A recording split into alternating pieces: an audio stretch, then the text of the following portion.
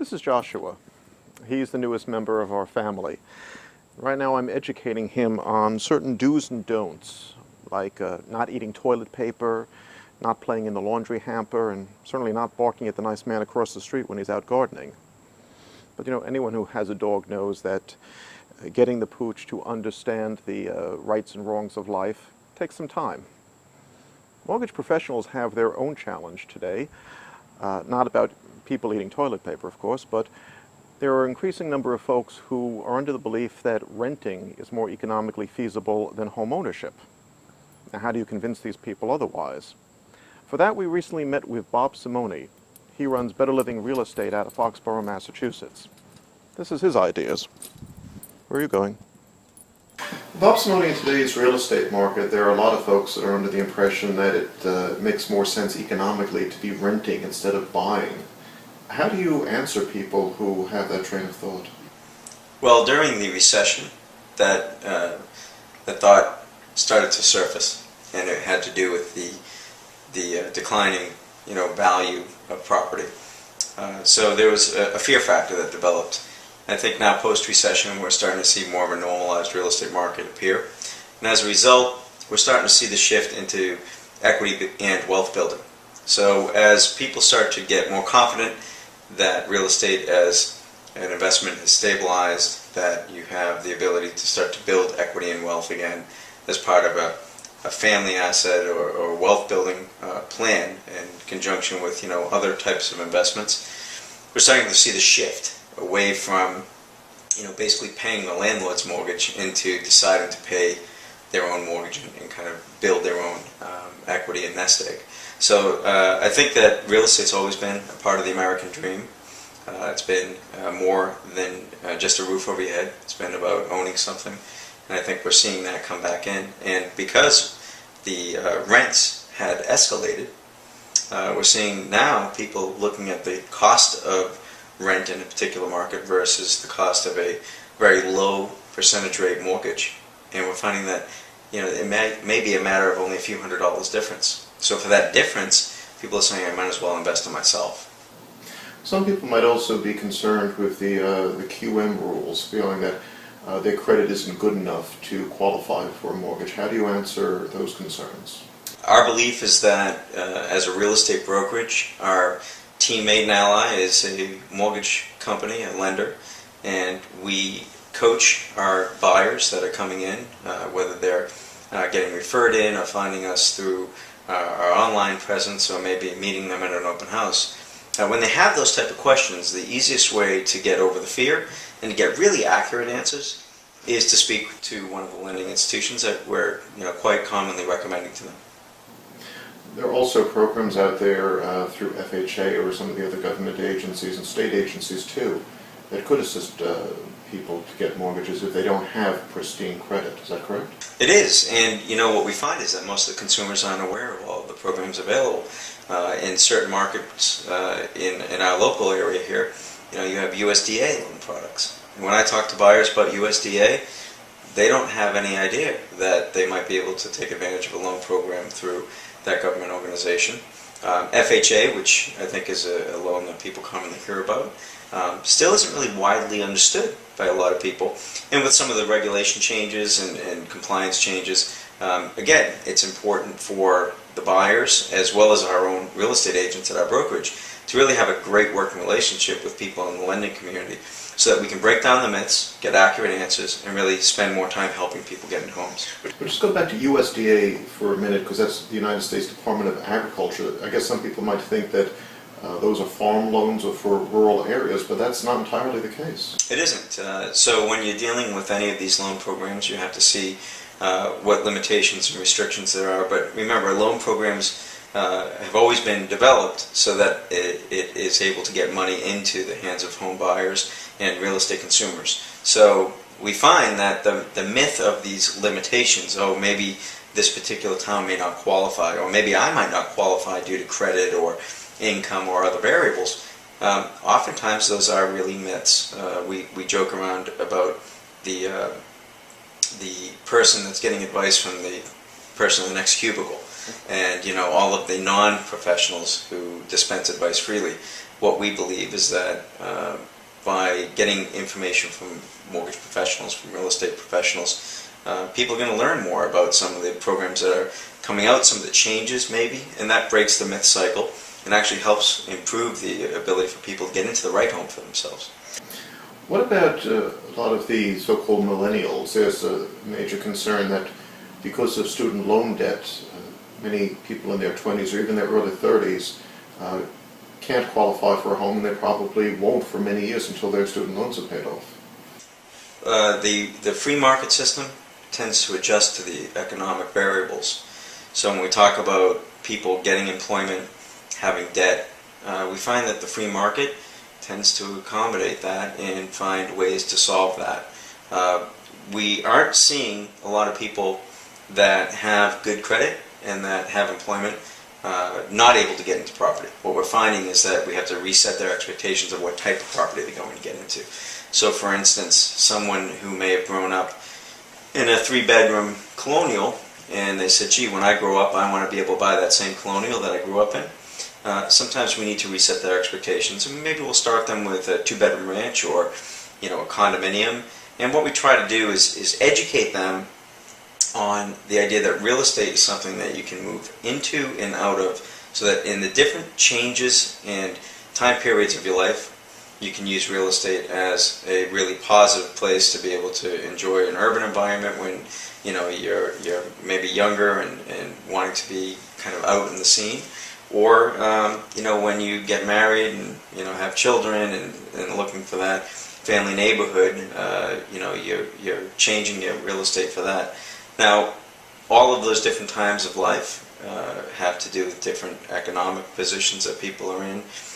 The idea of saving money has come back into vogue, and what we're finding is that with our brokerage in particular, we team our clients up with not only mortgage professionals but also financial professionals, so that they're getting a combination of good mortgage advice, good real estate advice, good financial planning and retirement planning advice, which will lead to paying off that type of debt and understanding how to do it the right way.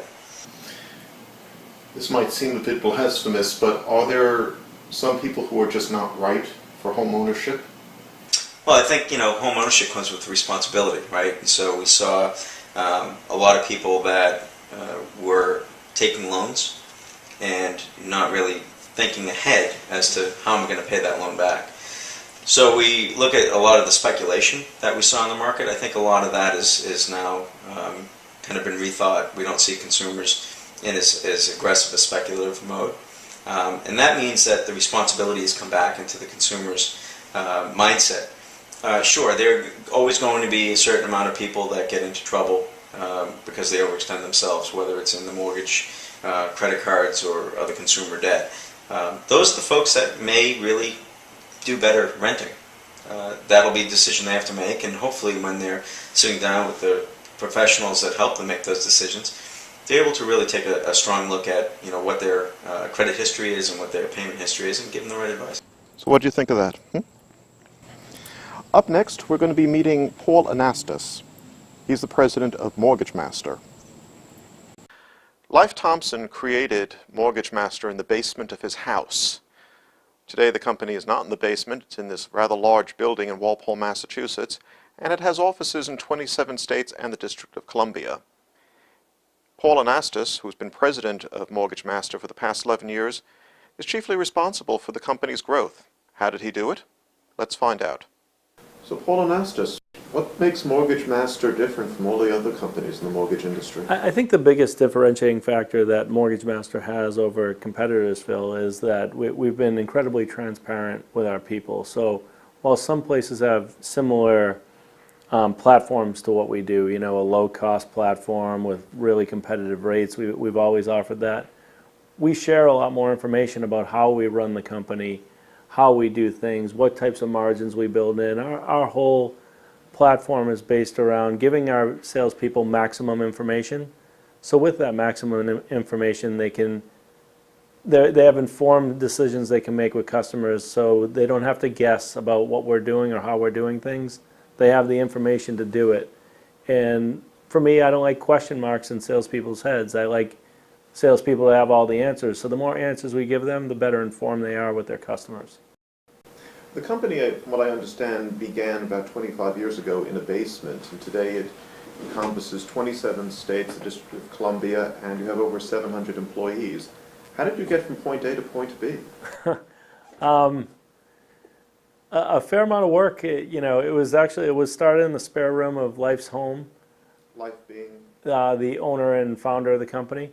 okay. So when Life started the company, I don't think he had any grand ambition or vision about being anything larger than just himself originating loans.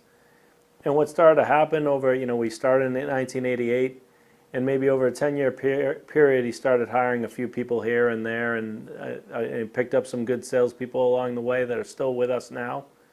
So through the 90s, the company started to hit some stride where they're starting to get some recognition in terms of the size of the company. And by 2003, it had about 145 employees, and it reached pretty legitimate size. And Life started looking for people outside of the company to help manage and grow the company, and I was brought in at that time.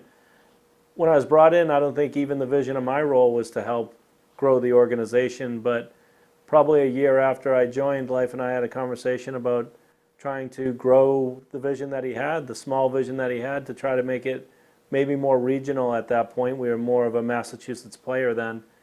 And in that time, we started to just attract people, just telling the story of the things that Life did, and how he's run the company and how he's operated the company to try to attract people, and it worked better than we expected.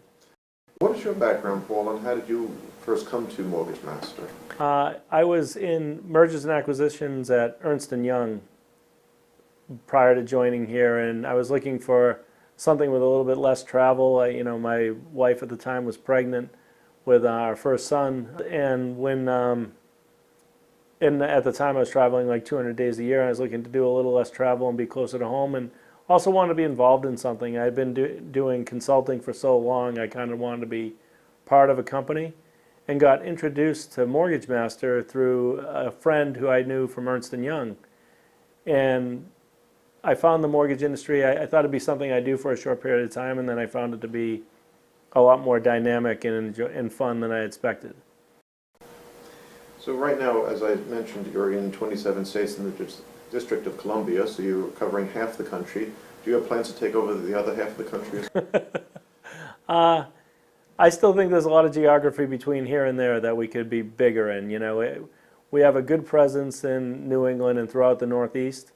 I think what we'd like to do is continue to grow that presence down into the Mid-Atlantic states and maybe as far west as greater Chicago, greater Illinois.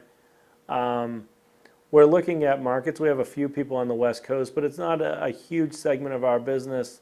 We have some really good people, and if that grows into something further than that, that'd be great. But we want to focus on making sure that we're taking care of the region that we've done so well in over our history. So what you think of Paul Anastos, eh? We're going to see more of him in our next episode. You are paying attention to me, aren't you? You never know with dogs. You're a good boy, aren't you? One thing dog owners know is that when their beloved canine does something wonderful, they deserve praise. People deserve praise too. Let me ask you a question. When was the last time somebody said to you, "Job well done"? When was the last time you said, "Job well done" to somebody? 3 little words. Doesn't cost anything, but you can get so much mileage out of it. In today's workforce, too many managers are eager to find fault with people, but they're somewhat stingy when it comes to giving praise for a job well done.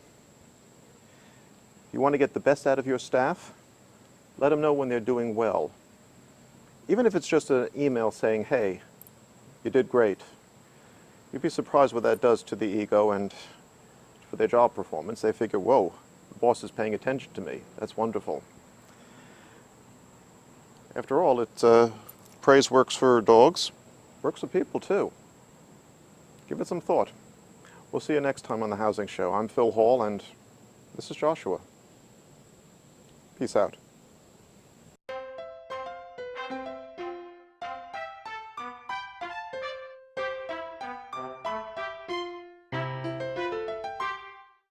The Housing Show airs every Friday at 11 a.m. Eastern Time and can be viewed exclusively on MortgageNewsNetwork.com. Thanks for watching us here on Mortgage News Network. You know, you could be part of the action here. If you have a product or service for mortgage professionals, you can be a sponsor and have your commercial here on Mortgage News Network. And if you don't have a commercial, that's okay. We have plenty of clever and creative folks behind the camera who can make a commercial for you. For more information, please send an email to info@mortgagenewsnetwork.com. Or for immediate info, please call Beverly Bolnick, our National Sales Manager, at 516-409-5555, extension 4. And she'll tell you how you can be part of the action.